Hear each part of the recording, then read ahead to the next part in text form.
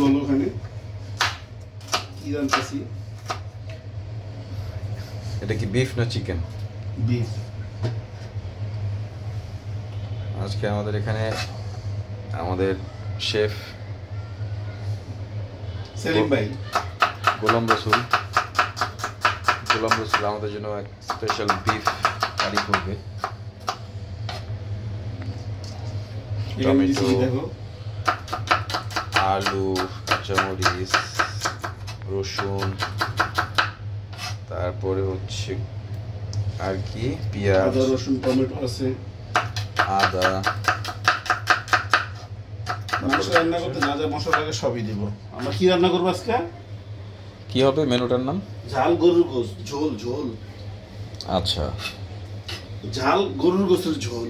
ঝাল গরুর গোশতের ঝোল। হ্যাঁ, যাক, নামটা অনেক বড় হয়ে গেছে। ঝাল গোশ হইতে পারে। তো ঝাল গোশ কারি একটু ঝোল থাকবে নাকি? যাক, আমরা আজকে খুবই একটা ঝোলটা অনেকে দিতে পারে না, অনেক মহিলারাও দিতে পারে না, ঝোলটা রাখতে পারে না। আচ্ছা, ঠিক আছে, তাহলে দেখি যে আমার রসুল ভাই ঝোল শুকায় ফেলে। রসুল ভাই কিরকম ঝোলের ঝাল কারি বানায়। তো আমরা এখন কাটাকাটি চলছে, প্রিপারেশন চলছে। তো আমাদের শেফকে আমরা একটু দেখে নিই। স্পেশাল বাবুর্চি, একেবারে নেফ্রন পরে, বগের মতো নেফ্রন।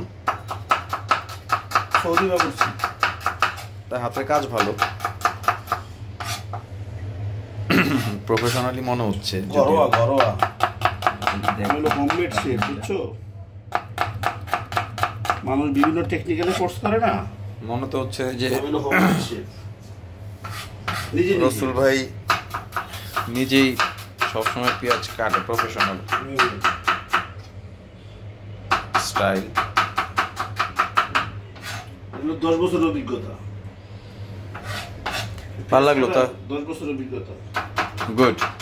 তো এখন আমরা সমস্ত প্রিপারেশন শেষ করছি, আমরা রান্না করব। একটু পরে রান্না বসে যাবে। রান্নার মাঝখানে যখন একটা ফ্লেভার আসবে তখন আমরা আবার একটা স্ন্যাপে যাব। তারপর যখন খেতে বসবো তখন আরেকটা স্ন্যাপ দিব। ওকে, বাই বাই।